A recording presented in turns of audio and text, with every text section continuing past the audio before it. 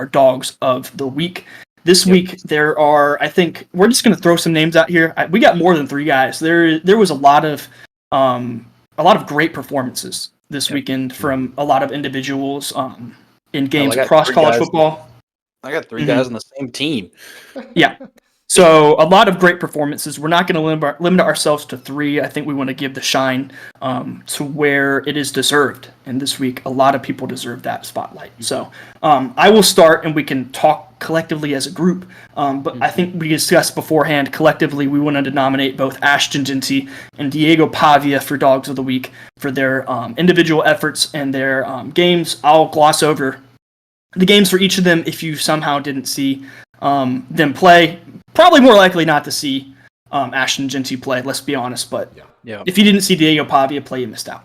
Ashton Jeanty got sat at the half, but in that half of football, let me see. Do I have, these are his stats? Yes, sorry. 13 carries, 186 yards, 3 touchdowns. In one half of football, he has already eclipsed the 1,000-yard rushing mark in 5 games this season. 2 of those games, he has only played in the first half. Quite frankly, video game numbers, more than video game numbers, you'd have to put it on rookie mode to get those numbers, I think. Yeah. So, in saying Heisman frontrunner, I don't know if that he is odds-wise, but I know he's at least number 2. And deservedly so. We haven't seen a talent like this at the running back position in college football in a while. And then Diego Pavia took down Alabama. Not single-handedly, but he had a hell of a game.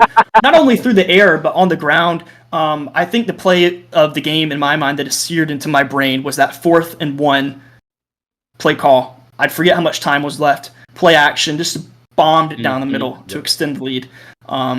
I think they were up 3, so you give it back to Alabama. Who knows what happens? But gutsy performances by each of those gentlemen. Yep, definitely. So, I mean, just to put Ashton Jeanty into perspective, like you said, Brandon, they're only 5 games into the season, and he has 1,031 rushing yards and 16 touchdowns on only 95 carries. He's averaging 10.9 yards a rush. To put that into perspective, the single-season rushing record currently held by Barry Sanders since 1988 is 2,628. So later down the stretch, if they need to rely on Jeanty's legs to carry them to a Mountain West championship berth, that's playoff berth. Say so. That's what they say. People. That's what they're saying. Hey man, that's a quality loss to Oregon by 3 points in Eugene. Yes. I wouldn't ding them for that at all. That's what are they now? Number 3 team in the nation? Yes, correct. Number 3 team in the nation. So I mean, we'll see. If they make the playoff, they make a playoff run. That Barry Sanders record that's looked untouchable for decades is looking like it's in some trouble. And this is probably going to be the longest. I'm taking out probably.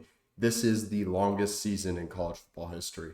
Just whether you compare it like calendar wise, we're playing August to January. Game wise, potentially. Yeah. If I'm stepping on your toes here, sorry if you were getting there, but yeah. There's no, you're fine. There might be a chance. Really, the only time it got close since was Melvin Gordon in 2014 and then Kevin Smith in 2007. But they still were both under 2,600 yards. And then Barry Sanders also holds the rushing record in a single season for touchdowns, in which he has 37. Like I mentioned, Jeanty, I believe, has 16. He has 16 right now. So that's, mathematically, he would still have some catching up to do. But if he plays the entire game for the rest of the season, he probably could very easily catch that. But it's just touchdowns in a 12-game schedule. Yeah. I can't compute like that. The man's insane. Yeah. 37 divided by 12. Well, you know what I mean. Yeah. The man, Barry Sanders averaged over 3 touchdowns a game. He was Oklahoma State. Yeah. Wow. And let's just say they weren't taking him out at halftime. Let's put it that way. And they knew he was running the ball. Yeah. What else are they going to do? They knew they couldn't stop it. Yeah. And the argument there is like, oh, well, Barry Sanders at least had a decent offensive line, right? It means State. If you go back and watch Ashton Genty's tape, that man is breaking at least 8 tackles on every touchdown run. Yeah. Mm-hmm. Yeah. Like, I think it's a very interesting point with this team. Because nowadays in college football, how offenses are trending to play, spreading the ball out, airing it out a lot more than they used to. It is rare to see a team rely on a running back as much as Boise State has. And not only rely on him, but him come through like this. Yeah. I don't care, and I know some people are going to ding him and say it's group of 5. It's not power 5. But, I mean, no matter who you're playing with these numbers, it doesn't matter. And he went and played Oregon in Eugene and had damn near 200 rushing yards and 3 touchdowns on the ground. Yeah. That is, you plug him into any SEC offense or Power 5 offense, maybe the output isn't as much, but it's not taking that much of a hit. No. I mean, he would at least be in the rotation at Georgia right now. I think he'd be the starter at Georgia right now. He'd start over Etienne. Absolutely, he would. I mean, he would start over almost anybody. Well, Georgia's got a thing where it's like you got a power back and then you got a back who can receive out of the backfield. Genty's skill set is much more power. I think Georgia would lean on that and then throw an Etienne on like third downs. And, tomato. I was about to say tomato, but does not apply. But that's a side tangent we don't even have to get into. But No. But I mean, just wanted to give Genty his flowers because we're probably going to end up talking about Pavia later on. Yeah, we will. We can go to them next. Those are our 2 honorary, and then we'll throw some more out there. But those are the 2 guys that we agreed heavily on for this. So I think Pavia's performance kind of speaks for itself. Does anybody have his? When I have his stats pulled up, I can read them off. 16 for 20, 252 yards, and 2 touchdowns through the air, and then 20 carries for 56 yards. No touchdowns, but if you watch this game, it seemed like every other run he had was crucial. To picking up a first down, to making it third and manageable. He did what he did with his legs and his arm against Alabama was mightily impressive to me. Just took the air out of the ball, kept all of Alabama's best athletes on the sidelines. Like, I feel like if they had the ball anymore, I feel like they were going to put Milroe out there at weak side linebacker just to get his ass on the field and keep him warm. And put Ryan Williams at free safety. Like, I mean, even when Alabama did have success against the Vanderbilt defense, they still did not have the ball for long. I think their longest drive was maybe 4 minutes, whereas I think Vanderbilt's shortest drive was around 3 minutes. Like, they're taking chunks off the clock every time they get the ball, especially when you get a pick 6 in the first quarter to go up 2 scores. Just take the air out of the ball, keep Milroe and Williams and all those guys on the sidelines. I mean, it was a perfectly coached game from an offensive perspective. Absolutely. Clark Lee and whoever, I don't know ball, let us know in the comments, whoever the Vanderbilt offensive coordinator is, called a hell of a game. And it's honestly, that's the way to do it in those games where you're heavily an underdog. It's like the Kentucky formula. They did it against Georgia. They almost beat them. They did it against Ole Miss. They beat them, right? You want to possess the ball as long as possible. Keep it out of Milroe's hands. You're not winning against Alabama in a shootout. I guess maybe you could call what Saturday was kind of a shootout a little bit towards the end, but that's not sustainable the whole game. And what they did on offense, possessing the ball, keeping it away from Milroe, chewing clock, and then, converting, scoring touchdowns, not field goals. They did what they needed to do, and I don't know if off the top of my head if they had any turnovers, but if they did, it was very limited. So they caused turnovers, as you see. So I know at least Milroe got it punched out once for a fumble recovery in that game. Yeah. So. Yeah, I think they had. I know they had a pick 6 in the first quarter. It popped up in the air. So they had at least a couple turnovers. They did. I mean, if you want a formula to beating a team an upset, that's the tape you turn on because they did it perfectly, I think. Yep. Definitely. His name is Tim Beck, by the way, offensive coordinator. I like Tim Beck. Congrats to you. You called a hell of a game. You might be getting hired somewhere else in the next couple of years, big guy. Probably. I don't know where he's been, but he's if new he's looking to there. go to the NFL, yeah. Yeah. Well, he was down at the D2 level for a long time. Yeah. Well, So- maybe a name to watch out for. I don't know. I'm a fan of Clark Lee. What he's done with Vanderbilt has been very impressive, taking them from the bottom feeder of the SEC and kind of elevating them. I think I'd argue now it's Mississippi State. Definitely. Because 100%. we'll get into this later, but I think Georgia's a 33-point favorite. I mean, there's been some massive lines against Miss State. So, but Vanderbilt has done what they needed to do to kind of pick themselves up, dust themselves off, stadium upgrades, and then product on the field. Yeah. So, Are we doing like a further kind of referendum on this game, or I have a stat I'd like to share? It can wait if Go we're ahead. going back. Does not matter. No. Please, you have the floor. Just to kind of put into perspective how big this upset is, the blue chip ratio of this year's Alabama team. For those of you who don't know, blue chip ratio is the percentage of players on a team's roster who started their career as a 4 or 5 star recruit. Alabama's blue chip ratio this year, 88%. So to put it in perspective, the last few national champions, 2023, Michigan won it all with a 54% blue chip ratio. Georgia in 2022, it's 77%, 80% in 2021. Let me see. 2019 LSU, one of the greatest teams we've ever seen. 83% blue chip ratio. okay, so it's essentially just how good exactly is your athletic talent? Top tier talent. And as you can see, but this year, they're the number 2 team in blue chip ratio, Alabama is. Number 1 is Ohio State, who has also kind of struggled. We can get into that later, maybe, perhaps. We'll see. But yeah, it is not lost on me that this is probably the upset of our lives. We will never see anything like this ever again.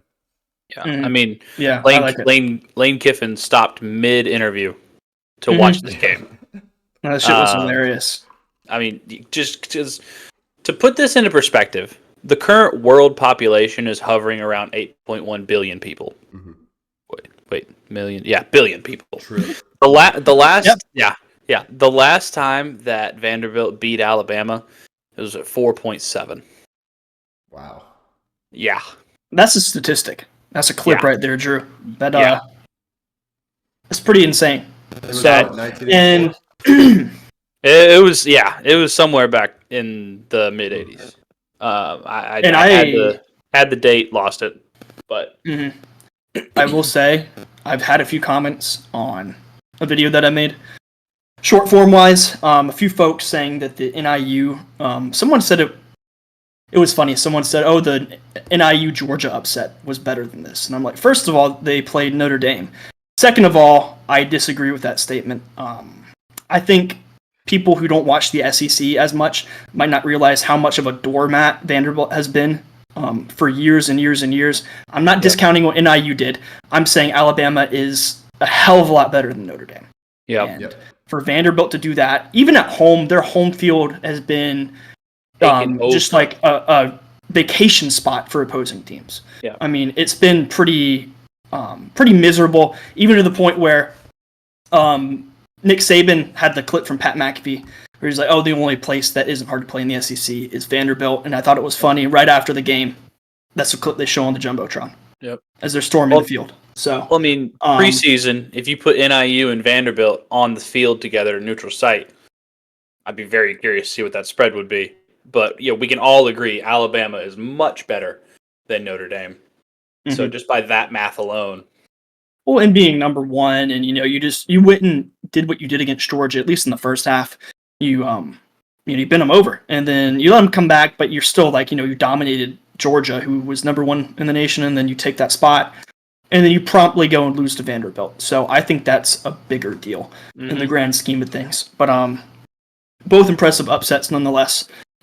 Let's go ahead and round out the Dawgs, and we can get into more of recap content because there's a couple more games we need to talk about. Absolutely. So does anybody else have Dawgs? I know we did Genty, Pavia. I can take one real quick. I've got Le'Veon Moss from Texas A&M. Even Wegman, he didn't have any touchdowns, but he was very efficient in his first game back.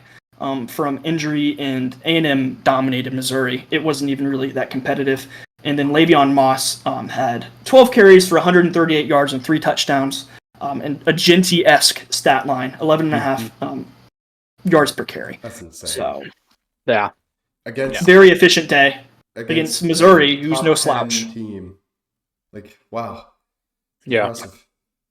Very nice. So I'm gonna kind of be a whore on this. I'm gonna throw around my dog of the week. Just a huge shout out to both Army and Navy. I'm just gonna highlight a few guys here. I mean, Blake Horvath, quarterback for the midshipmen. He only went 9 for 15 for 134 yards through the air, but the man had 19 carries for 115 yards and 2 touchdowns in their shellwhacking of Air Force. And Alex Texa only had 6 catches for 26 yards, but he also had 2 touchdowns. And then last midshipman I'm going to give a shout out to is Eli Heidenrock. Had 6 receptions for 100 yards. Wasn't able to punch it in, but obviously got them within scoring position pretty handedly. And then moving on over to the other undefeated service academy, Army. I'm sorry. You know, I'm giving a shout out to a lot of guys here, but I feel like I have to just because Army had a perfect passing day. Throwing the ball. Starting quarterback went 5 for 5.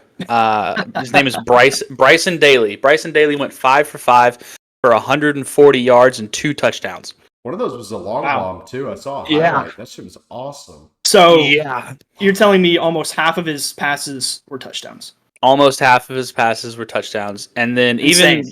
even Dwayne Coleman had a pass attempt that was completed for 20 yards, which I don't know if you watch Army football, but that is an explosive play for anybody on the field. And then, you know, I also have to give Bryson Daly his roses for his 13 carries for 110 yards and 2 rushing touchdowns. And Kanye Udo with his 6 carries for 137 yards and 2 touchdowns. I mean, they just beat the shit out of Tulsa. But if I had to give it to one guy, it would probably be Blake Horvath, just because they were playing Air Force, which I think that game means a little bit more to them than Army beating Tulsa. So I really hope those two teams carry this on for the rest of the season. But it's going to be a lot of fun if they do. I mean, you know, the group of 5 race is going to be really fun to see who gets that spot. I'm super excited because there's a lot of good group of 5 teams this year that could knock off a couple teams that are going to make the playoff. Yeah. I think they're going to be a dangerous team that you don't want to play. I think it goes to show that, you know, the triple option isn't dead. No. Because if you don't defend it well and you don't know your assignments, they'll gash you. You know, as a team who played against Georgia Tech for years and years with the triple option, we got it down the stretch. But there were some games where it's like, if you're undisciplined as a football team and you don't know how to stick to your assignment and you don't communicate as a defense, and they have this well-oiled triple option read zone read thing going on, you know, you could be in trouble. So. And I mean, Vanderbilt also runs the triple option, or at least a variation of it, with all the pre-snap motions and zone reads. And no, I love that kind of offense. Misdirection. Yeah. It's beautiful. It's a lot. Baby. Yeah. No, I mean, it's a lot of. It reminds me some of Todd Monken when he coached at Georgia. Not even option, just all the motions. I mean, Jeff, isn't he the head coach of Army? Jeff Monken? Ooh, I believe he is. I think that's correct. Hey, Georgia, I'm sorry. Mike Bobo, go get Monken's brother. I don't think it's Bobo's fault, but yes, Jeff Monken is the head coach of Army. Wow, Noah, baby. You know ball. Yeah. He knows ball. I pulled that one out of my bag. That was kind of a deep cut. Yeah, that was good. That was good. But like, I don't know, like this kind of resurgence of like the triple option, the misdirection, the read option, and everything. It's kind of like Gus Malzahn at Auburn, where he pretty much took the triple option and had a baby with the spread. Just like I don't know. Yeah, man. And now everyone's running RPOs. It's insane. I think. Yeah. I think you're onto something there. Maybe here in the next few years, we could be seeing a lot more option variations infiltrating their way into the pro style and the spread, especially with these athletic quarterbacks. Seemingly every absolutely. school has a guy who can extend plays with his legs. So could be pretty cool. Yeah. It's almost a must now. I mean, not obviously a must. You got guys like Georgia with Carson Beck, but like that's an unaccounted player as a defense is the quarterback. Yep. And if you have a guy like Milroe, it doesn't matter if you play perfect coverage, he can just outrun you. Yep. So, anyways, we can wrap Dawgs. Noah, do you have anybody else? Yeah. So you want to shine? My dog of the week is actually a hog. Oh, and I mean, all 53 those hogs. Dogs. All of them. The entire roster. The whole team. Including Sam Pittman. Including Pit Boss. Absolutely, Sam Pittman. And the athletic director for not firing him last year. Honestly. If I had to pick one, I think I'm going with Andrew Armstrong, wide receiver, 9 catches, 132 yards.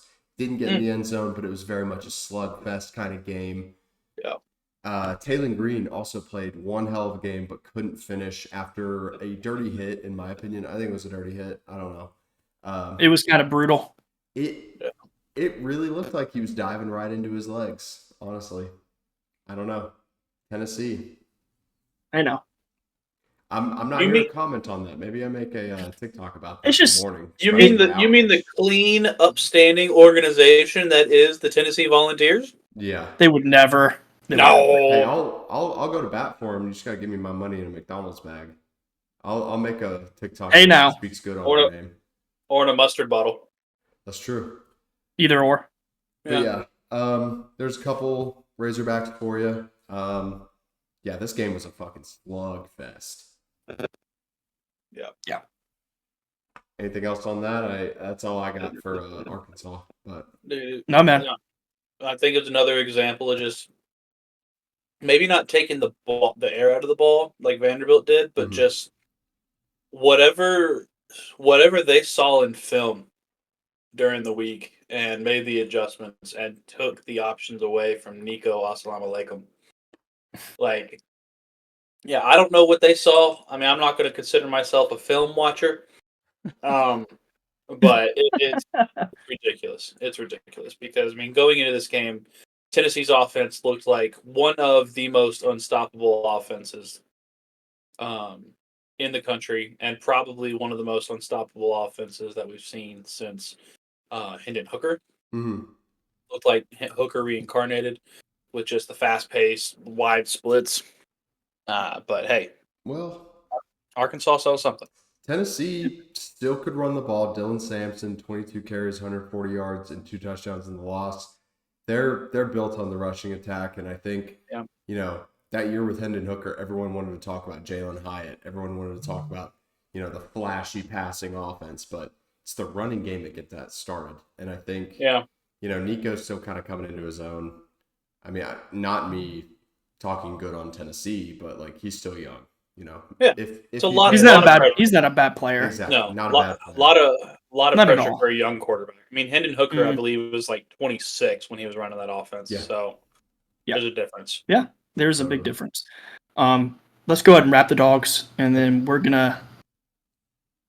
I think what would be good is run down even some of the games that we talked about. Just closing statements, a couple minutes each, and then I'll marry the two together for the long form videos of what we talked about for Dogs. But anyways, those are our Dogs of the week. Please let us know in the comments if you have anybody that you think we missed. Let us know in the comments who your nomination was, who impressed you the most this week. A lot of players to choose from.